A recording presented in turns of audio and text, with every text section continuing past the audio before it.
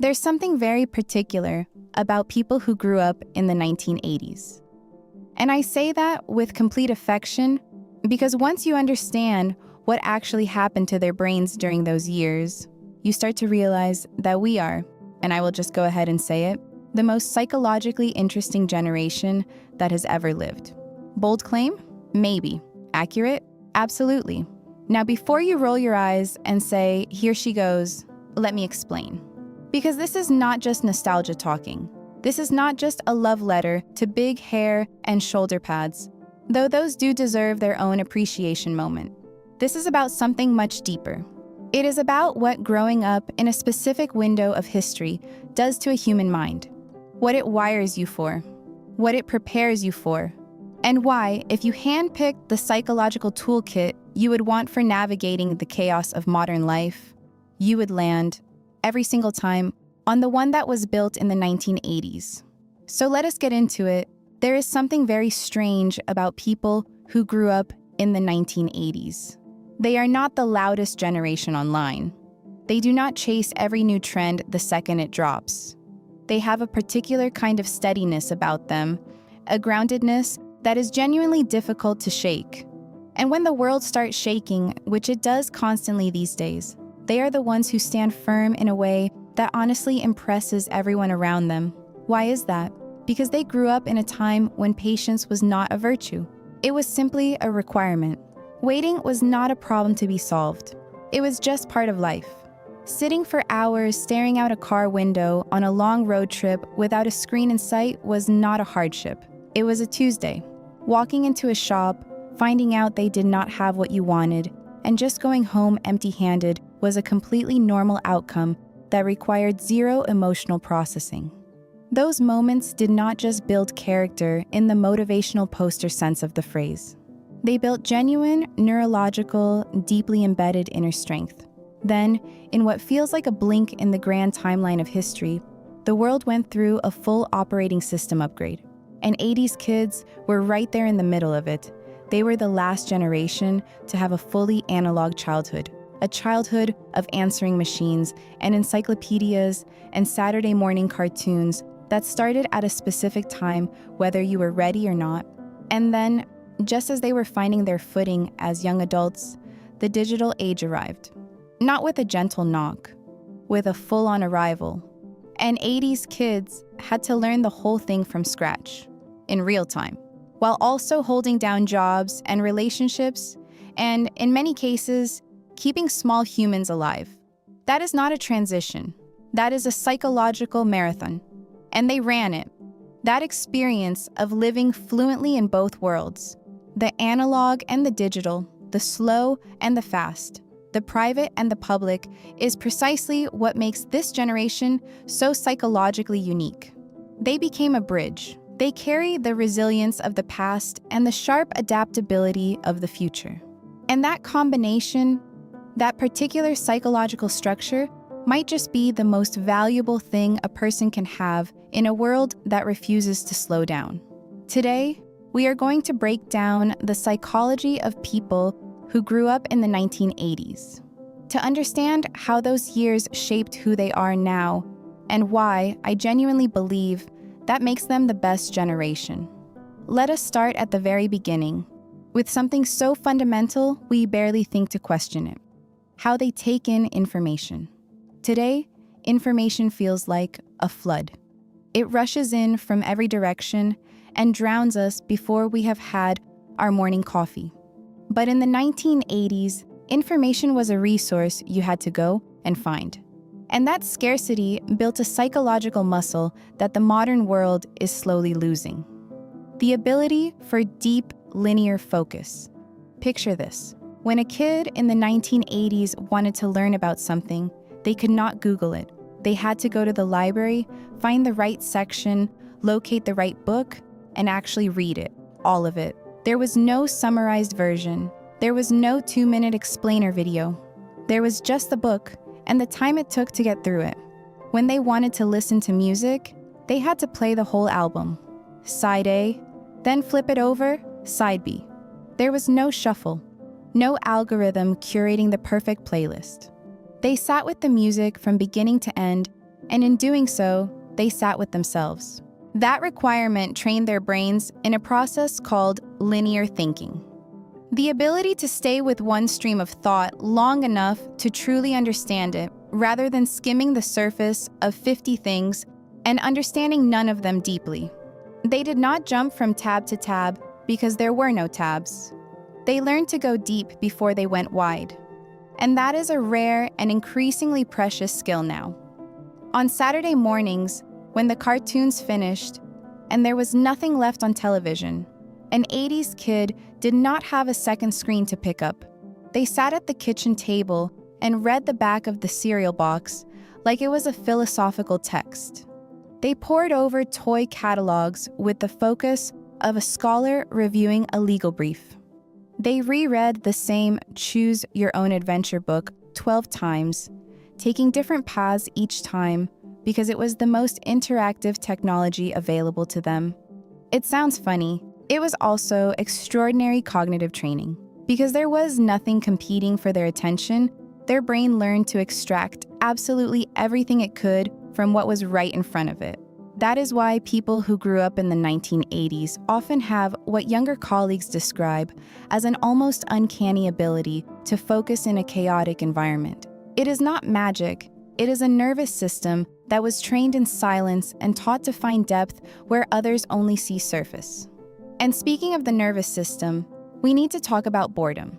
Because boredom in the 1980s was not a failure state. It was practically a lifestyle.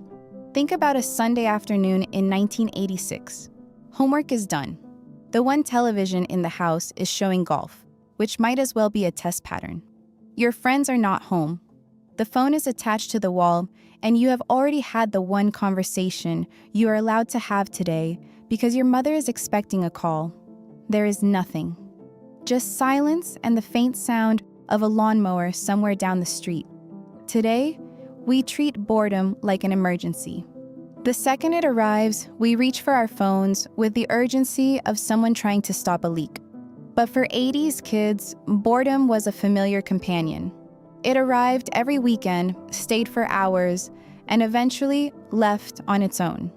And in that space, something remarkable happened.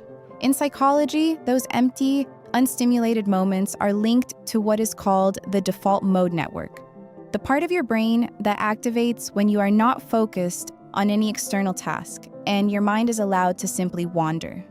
It is the seat of creativity, self-reflection, and long-term planning. It is where your best ideas come from. It is also, quietly, where you figure out who you actually are. 80s kids spent entire summers in that space, lying on the floor, staring at the ceiling, constructing elaborate imaginary worlds that nobody else would ever see, wandering around the neighborhood with no destination and no timeline, sitting in the back of the family car on a 5-hour drive to visit relatives, watching the landscape change outside the window and letting their minds do whatever they wanted with it. No headphones, no handheld games, just thought.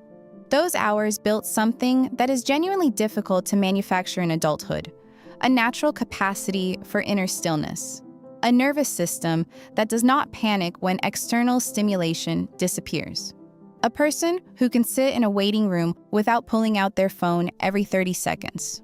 Not because they are disciplined, but because their body remembers that empty moments are survivable. More than survivable, actually. Useful. Now let us talk about identity, because this might be where 80s kids have the most significant psychological advantage of all. Imagine growing up without a camera pointed at your face every moment of every day. Imagine developing your personality, your taste, your sense of humor, your values entirely in private. No audience, no comments, no one rating the experience you are currently having while you are still having it. That was the gift of an 80s childhood. Your identity was yours.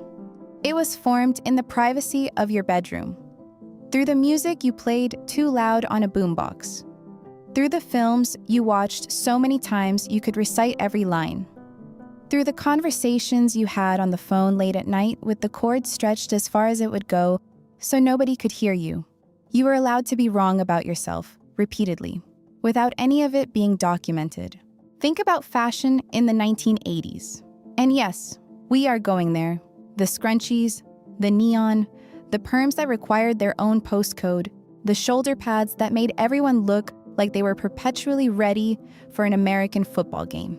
It was a spectacular decade for questionable personal choices, and every single one of those choices was made, worn, photographed on a disposable camera with 24 exposures that had to be dropped off at the chemist and collected a week later, and then filed away in a shoebox under the bed where it belonged.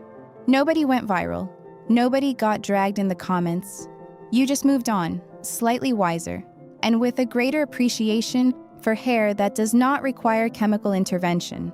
That privacy gave 80s kids permission to fail quietly and grow privately. Their sense of self was not built on external approval. It was built on experience.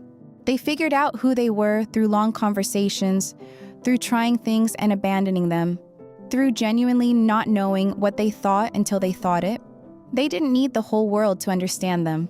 A small, loyal group of friends who knew everything about them and showed up anyway was worth infinitely more than 1,000 strangers clicking a heart-shaped button. That is not nostalgia. That is psychological health. And it produces a quality of self-assurance that is increasingly rare and increasingly valuable, which brings us to something that sits at the very heart of the 80s psychological profile. Delayed gratification.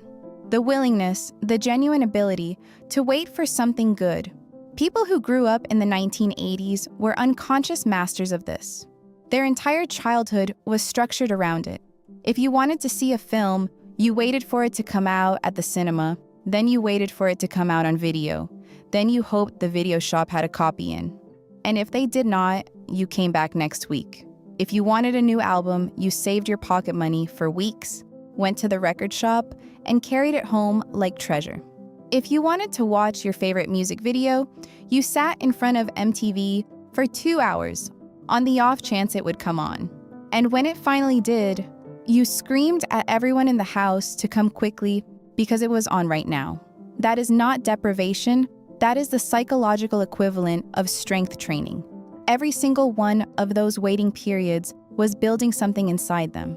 A tolerance for a delayed reward, an understanding that the best things require time and effort and patience. A nervous system that does not immediately collapse into frustration when results are not instant. The formula was simple, and it was repeated so many times it became part of how they operate. Effort plus time equals reward. And the reward, when it finally arrived, felt earned in a way that instant satisfaction simply cannot replicate. There's a reason 80s kids still light up talking about the things they loved then. The films, the music, the games, the moments, because those things cost them something. Attention, patience, anticipation, and everything we pay for with those currencies stays with us. That is why in professional life, people who grew up in the 1980s are often the ones who finish things, who follow through, who do not abandon a project the moment it gets difficult or slow or boring. They understand that real value sits at the end of a longer road because they have walked that road before, and they know what is waiting on the other side. But what makes this generation truly extraordinary is their position in history, because they are the only generation alive today who genuinely, fully remember both worlds. They remember what the world looked, felt, and sounded like before the internet changed everything.